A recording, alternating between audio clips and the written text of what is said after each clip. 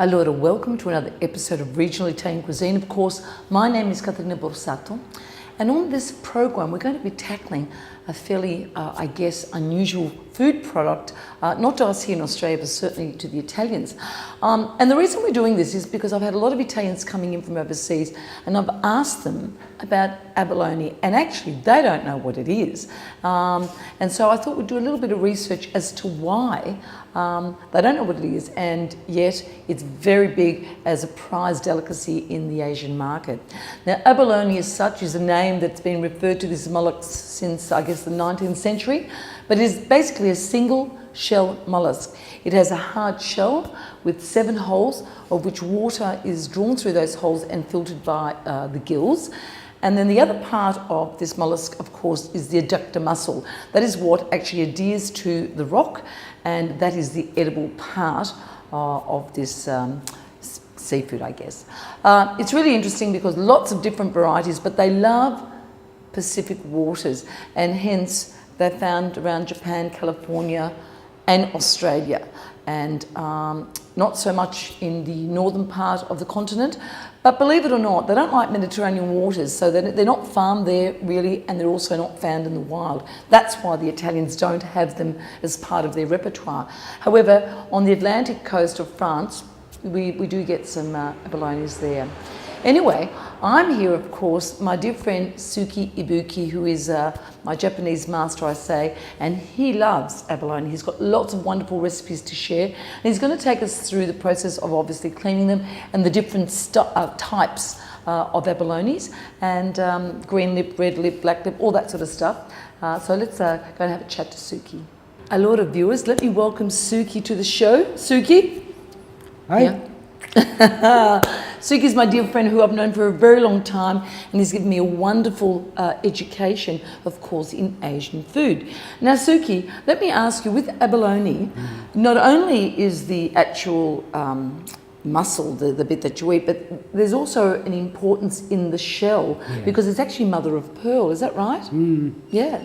All the way, using for so many things. Yes. To necklace, rings. So jewelry. Yeah, yes. jewelry. And of course, the tortoise, or the mother of pearl shell, is also used in this art here, which is what's that called? Latin art. Latin art. It's more than 1,500 years old.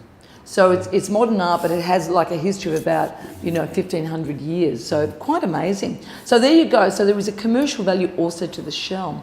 Anyway, in the first recipe, Suki, we're going to be doing an abalone salad. Yes. Now that's one thing about Japanese salads; they're lovely and fresh. Now we start off the recipe using Tasmanian canned abalone, and of course the canned ones you've said to me are softer and easier to use. Yes. So we start off the recipe by making the sauce, which is basically yogurt mixed with what? Grated cucumber. Grated cucumber, yogurt, salt and pepper. And then you give it a nice beating, and then you place it on the base of the plate.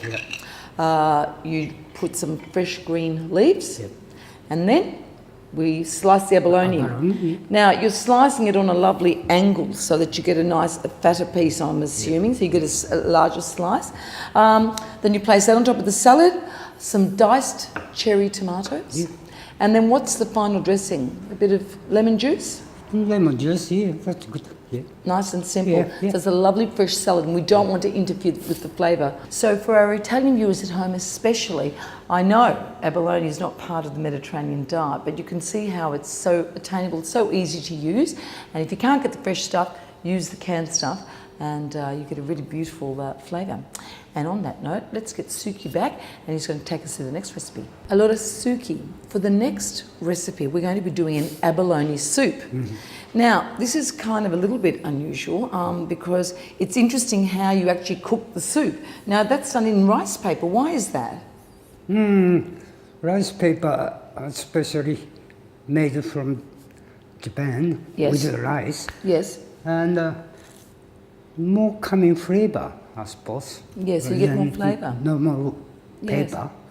All right, so basically we start with the heating element, and then Suki places the rice paper inside a steel basket, and then we start to add our ingredients. So the first thing we add is we're going to add enoki, which are the beautiful, they're like needle mushrooms, and be sure to get them where they're firm and hard heads, as opposed to being slimy and brown. So we want them lovely and fresh. And of course the stalks have got a real high protein content, so they're really beautiful. So tofu, which is bean curd for our viewers at home. Of course tofu is the coagulated soy milk, which is then pressed. That's how you buy it. And I did ask Suki an interesting question, how long does it keep for? And you said to me, if you change the water every day, it can last you up to 3 weeks. So that's, you know, another form of protein. Seaweed goes hand in hand. And then you get your abalone, once again from the tin, young abalone. So they're much tinier and softer. Place that into the little basket. And then what is our sauce? The soup, the soup. From can. So we use the juice from the can. Soy sauce. What else? Lemon juice. Lemon juice. And how long do we cook that for? Just heat it up, so maybe 2 minutes. Maybe 2 minutes. And of course, the thing about tofu is that it actually absorbs all the flavours. That's the beautiful thing, because it's kind of a neutral taste. And warm it up. The important thing is that you don't bring it up too high. Is that right? Because you're going to kill the product. Flavor, and that's it. And then it's nice and simple, and he will be ladling it out for us to taste. And of course, is this a special soup, Suki, or is it something that you have at home at any time? Yes, anytime. Anytime? Even though it's expensive? Jesus. We're poor Bit in expensive.